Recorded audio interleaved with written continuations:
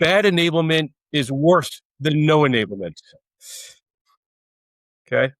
Welcome back to Revenue Remix. I'm your host, Summer Paletti, founder and CRO of Rise of Us, where I help founders and CEOs avoid wasting money and momentum on growth strategies that fall flat. And today joining me again, I have Steve from BeFound Online, and I have Glen, who's brand new to the show. Hello, Glen.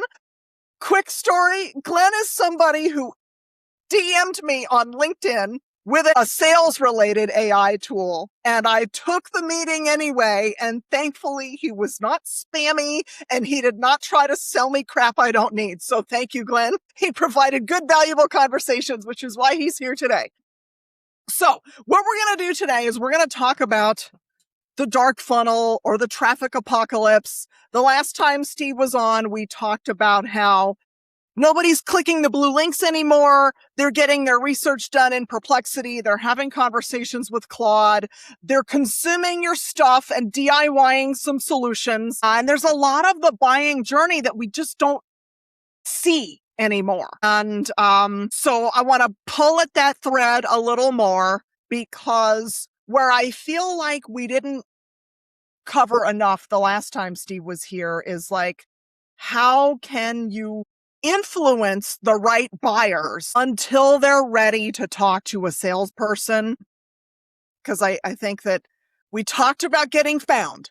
Now I want to talk about how do we make that lead convert when we don't know what they're doing or who's even doing. So I'm gonna leave it there. And Steve, you were here before, so why don't you touch it off? Like, right. So okay, the funnel doesn't exist. It's ancient, right? But social media broke the funnel years ago, and we refused to accept it, right? If you think about awareness, consideration, decision, and then ultimately you want that bottom piece where they're talking about you. Social media allowed us to come into that funnel anywhere we wanted to. Where Google ads were bottom of funnel, Google displays, top of funnel, display and programmatic, top of funnel. But then even LinkedIn breaks the funnel and people can push in from anywhere.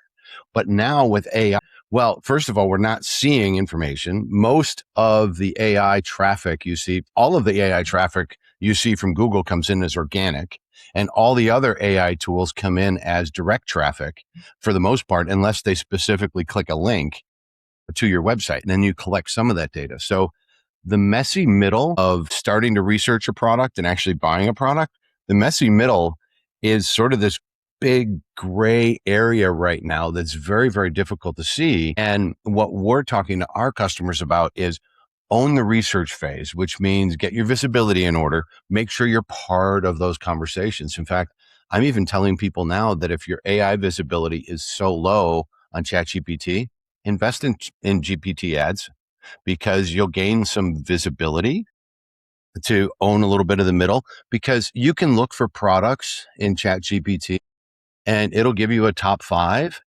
And then you'll say, well, the product I know isn't there.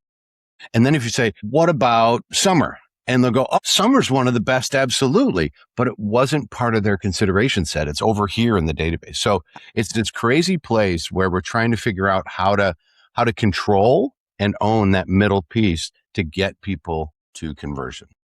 You know, I'm going to jump in there, Steve, because I think one of the big things to think about, one of the things we think about a lot, is when people turn to AI, and it doesn't matter which one. It could be ChatGPT, it could be Claude, it could be Perplexity, it could be Grok.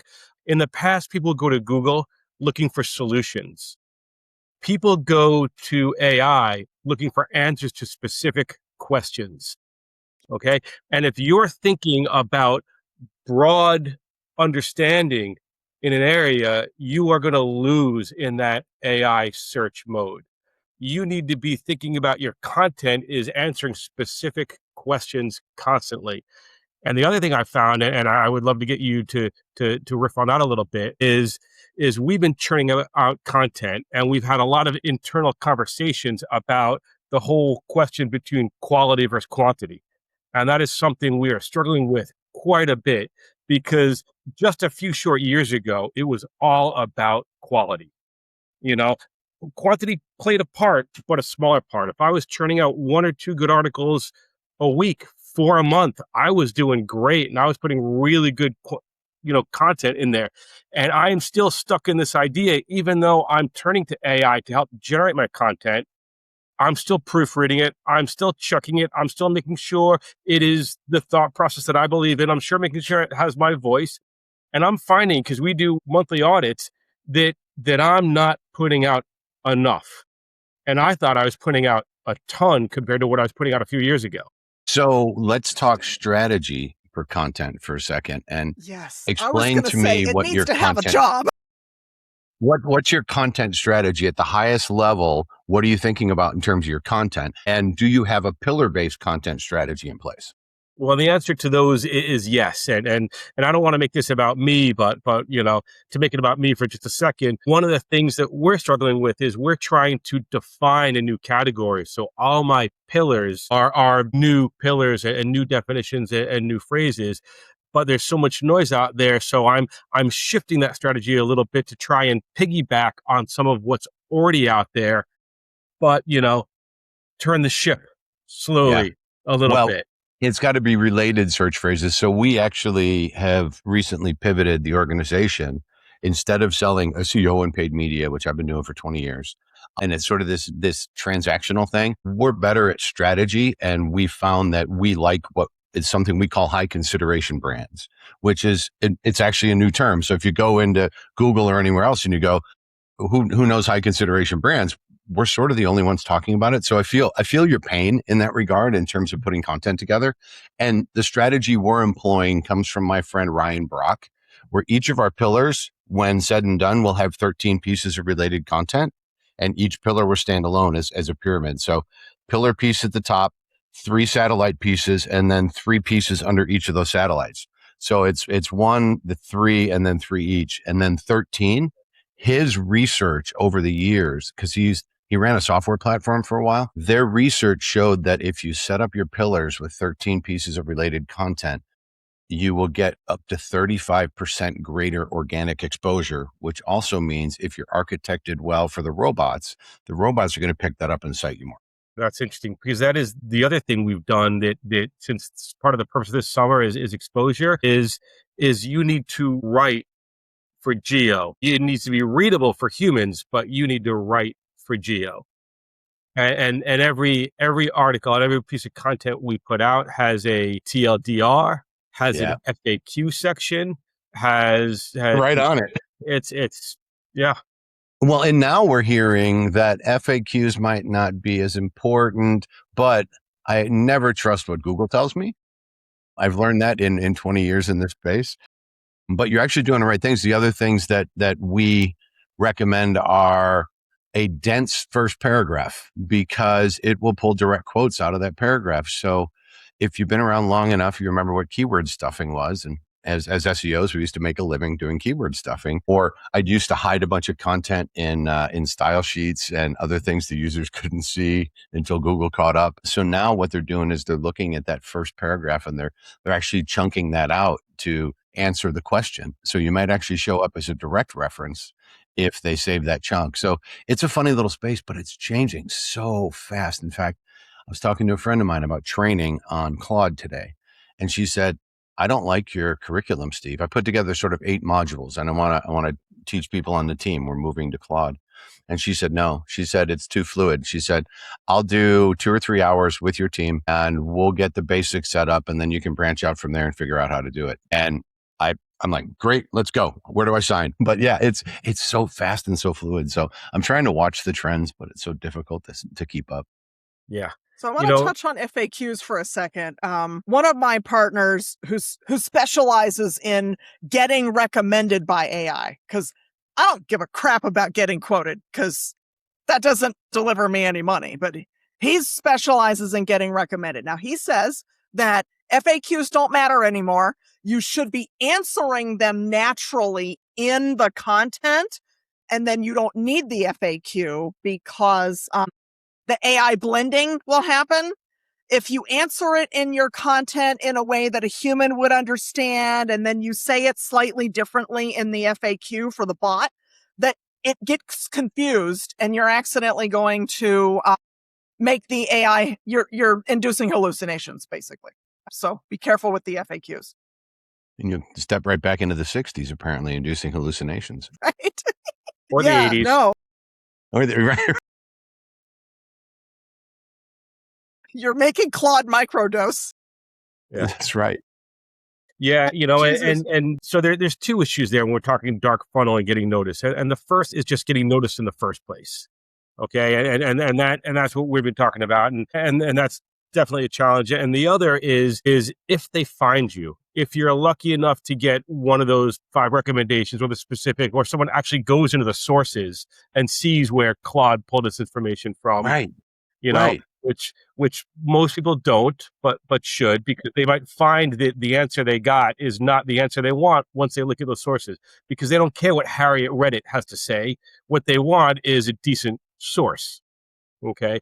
But step 2 is if they find you, what do you do at that point? This is before sales engages, and how do you optimize your site at that point for a human? And that is something that too few people think about. They think, how do they find me? But not if they find me, how do I convert them? And that's how do they, right. Yeah. Like 97%. And that's why the content strategy matters. Yeah. Because if all you're doing is doing top of funnel, you're not going to answer the questions that the buyer has in the middle of the journey. I think we're losing a lot of people in the middle of the funnel right now. Well, we're not seeing in our data, we're not seeing generally where they came from, if they came from AI. We're still using Google's Big Blue links, and they've got a ton of traffic around the world, right? So we're still sort of scrolling down after AI overviews when we want to take the next step. And now it looks like Google organic traffic, and it looks like the first click. So now our tools, our sites and everything else, now we're tagging them, we're tracking them. Maybe they fill out a form and they end up in our CRM and they're in our analytics, right? Great. Now I can start tying them together and see them. But I may have missed out on this first 1/3 of their user journey. Now we're geared now because user journeys are getting longer. And this is where high consideration comes in. It's like user journeys of 3 months or more. What happens is our tracking tools lose them. They look at you. Now you're 2 or 3 sessions. You're not one person, unless I've tied all of that data together, which we can now do. But see, I can now then manage part of that middle. And I can use retargeting. I can put ads back in front of you. I don't send emails without permission, even if I have an email address, because it's still creepy.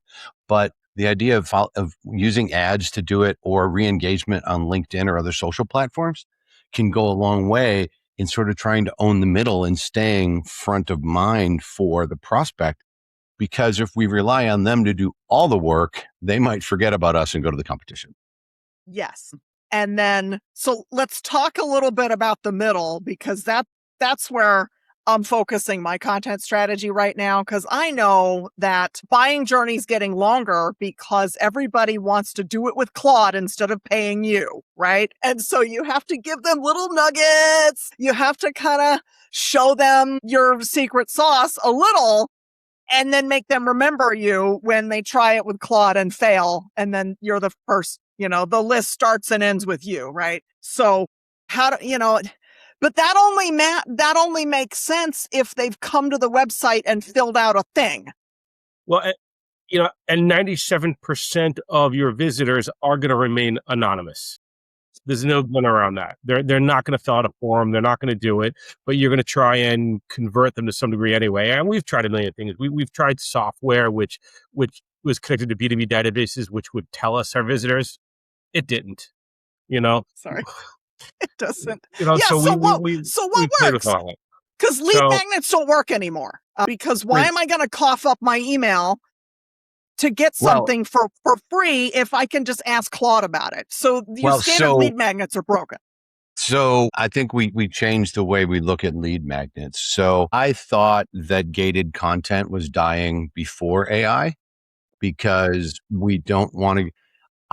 I need to know you well enough to be able to give you my email address, because I have a good idea of what's going to happen once I do. And you have to earn their trust. Exactly. So that's also why I have 6 throwaway email accounts that I use just for that. And then everybody, we need a business account. I'm like, I won't sign up. I won't, unless I'm really, really desperate for the piece of content. I am not giving you my business account, because I know what happened. I give it to Gartner. That's it. Right. So it's this weird space. I think that we need to make available more free content and then make that available for regular consumption, put it up there, give them the PDF, give them the infographic, give them what they want, inform them, because now we're also informing the robots. And if the human steps onto that page and I've got a decent call to action there and they like the content, well, maybe they've engaged and they'll actually give me something, right? But I think in-house newsletters are dead as well, as well in that regard. Like nobody signs up for them anymore. When growth stalls, most founders think they need more salespeople, more tools, more marketing, more leads, more pipeline.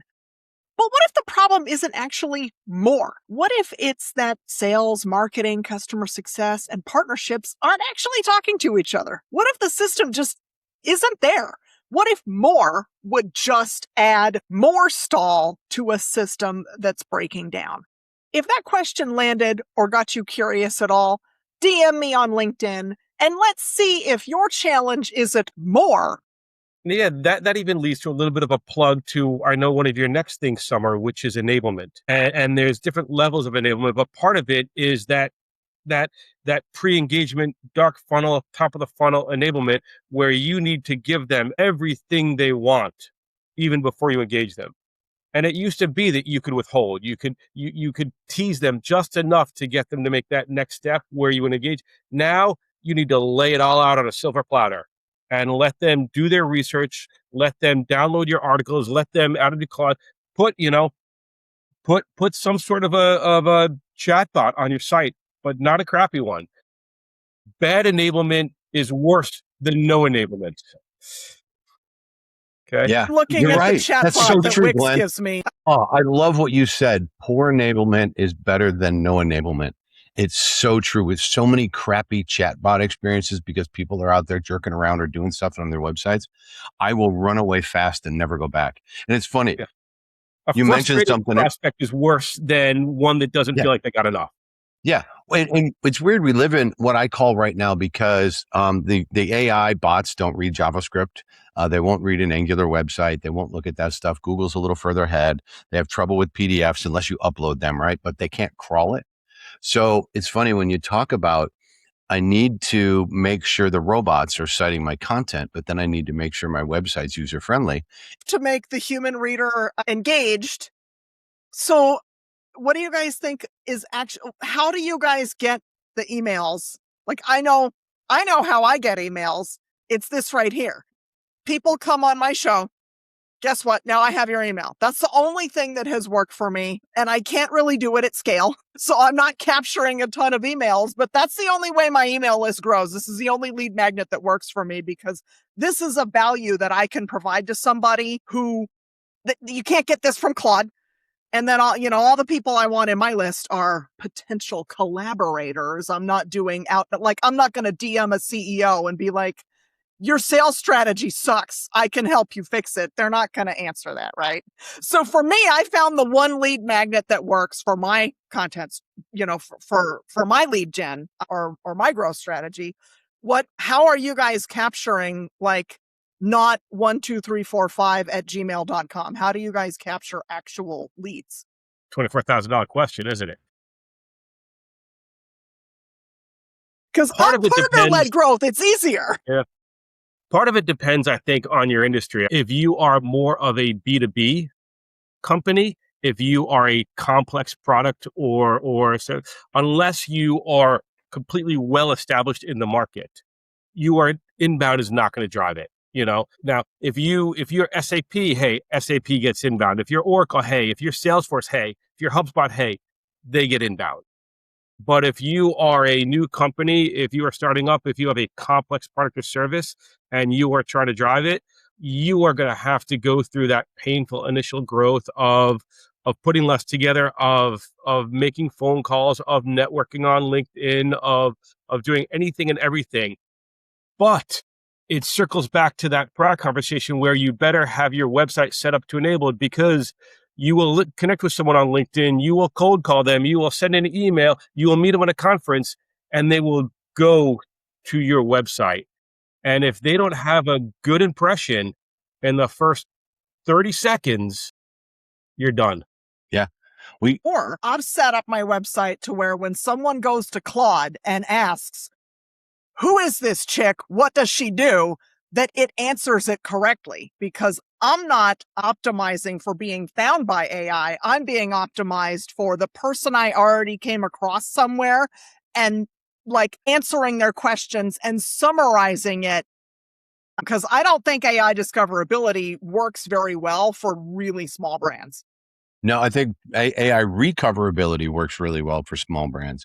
And Glenn mentioned something too. We're talking to a prospect now who has a really cool technology in the bioengineering space and doing some really cool stuff, but they're up against the likes of ADM and Cargill. And they've got this little bitty niche. And the funny thing is that where ADM and Cargill are these really broad companies that do a whole bunch of where they are, they're just like this weird little corner of the world. So there's a little bit of a challenger aspect to that, because your slice of the business is something that they probably, I'll call it, ignore, because they're focusing on the bigger picture of their website, and they have AI teams that are as confused as the rest of us. We just don't see it from the outside. We think they're big behemoths, and they do spend a lot of money, but they're still running in circles as well, trying to get their governance in order and putting weird rules in place to say, well, you can't do this with AI, and we got to talk to legal about that.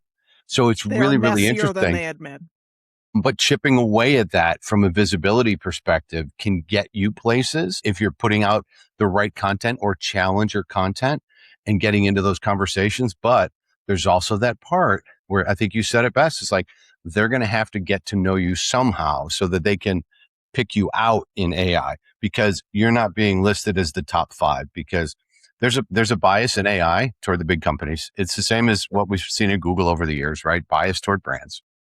I'll also throw in that you need to think twice sometimes, because AI for AI's sake is not a strategy. We have a client, and what they did was they thought they were being too clever by half. They put the little Chat GPT and Claude and all that logos on the bottom. And if you click on it, it drives you to a pre-prompted question about them based on their information.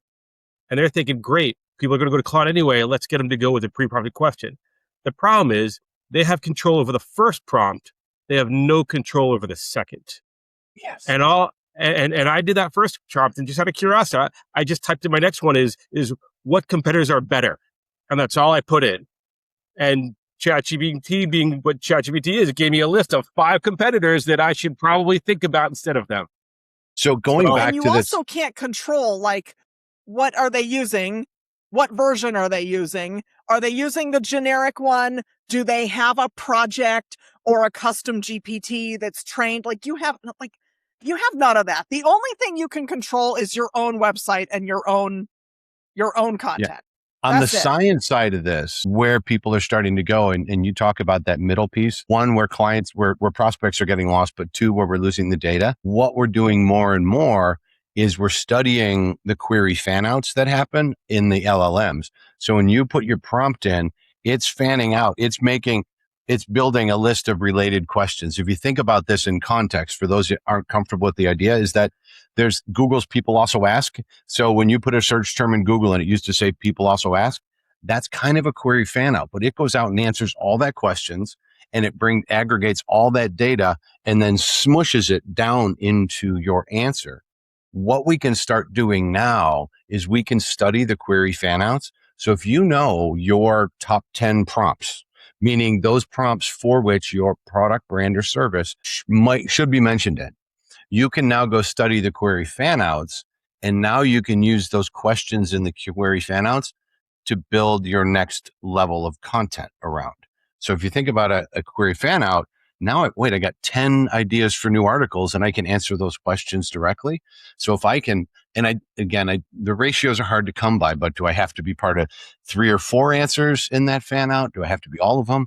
But it still gives you ideas of what the tools are doing. These are the same questions that we used to nest down into that it's now anticipating for us. Perplexity does a good job of telling you the next type of question. Yeah. And it kind of guides that second prompt. That is clever. Okay. I would also say some homework.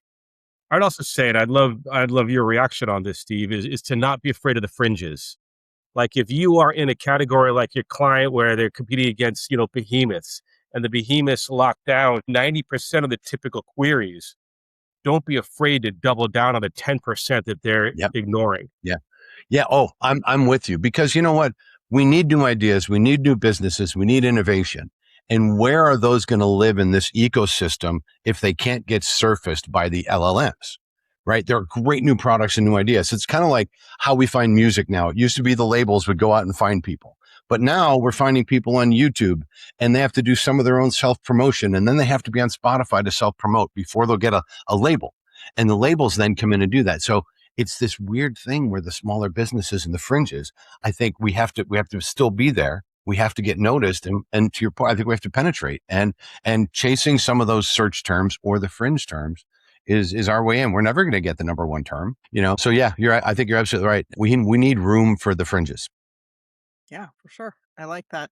Okay, so we are coming close to the end of our session. What I want to do is give the users a little nugget of wisdom, something they can review today if they're feeling a little lost in that middle that we've been talking about. And by the way, this makes great clips for YouTube. So, Steve, I'm going to have you go last. I'll go first. I want you to have a clear content strategy. I want each piece of content to have a clear objective. Like, what do you want the human reader to do when they read this thing? And I also want your content to have multiple jobs. It should not be a blog just for blog's sake. Is this nurturing the middle of the funnel? Is this nurturing a prospect you already have? Is this training your partners? Is this getting found? Like, have a clear idea before you just go to Claude and write a piece of content and slap it on your website. That's me. Glenn, give us a little nugget of wisdom, please. Yeah, I would say make it easy for your prospective buyers every chance you get. It used to be people would love to go down funnels, and they'd scroll and scroll and scroll. That's gone. Nobody has time for a funnel. You need to put your value prop out there. You need to get their questions answered. You need to give them content. You need to make it easy. Our attention span is now, 7-second TikTok things. And if you don't make it easy, if you don't give them something the second they land on your site, you're not doing it right. Nice. Thank you. Steve? I'm going to flip this back inside for those brands who are having visibility issues and having challenges getting executives to think about this differently, because the old ways of digital marketing are fast eroding. Even Google ads aren't performing the same, right? Click-through rates are down, but CPCs are up. That just means that Google's changing the game so that they can continue to make money.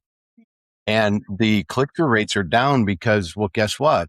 For a year and a half, we didn't have ads integrated into AI. What we had cited sources. Now we're starting to see ads as Google's playing around with it. Where we are is in the spot. If your brand is invisible in AI, meaning if you're looking at who are the best for this or that, who would you recommend for these things when you're doing your research, and you need to convince the C-suite or your leadership to invest in a program to help you gain visibility, what you should do is take a look, use a tool like SEMrush, find out what the most common prompts for you and your competitors are, and then use those prompts on yourself. See if you're showing up. See if you're a cited source. Go across 3 or 4 of the AIs, and then take that data back to the executives and say, here's proof that we're invisible. And then think about making that investment in your business, because if you're not making changes now to your marketing, and I'll say sales as well, you're going to be lost for a long, long time if you're not thinking about this. Totally. And I'm going to add one little nugget to your nugget. Log out of your LLM when you're using the prompts and use a new chat each time, because you don't want to poison it. It's going to be totally biased toward your stuff if you're in your Claude. Use a private browser and a VPN too if you want. Go into private browsing mode and put yourself in Tenerife if you want.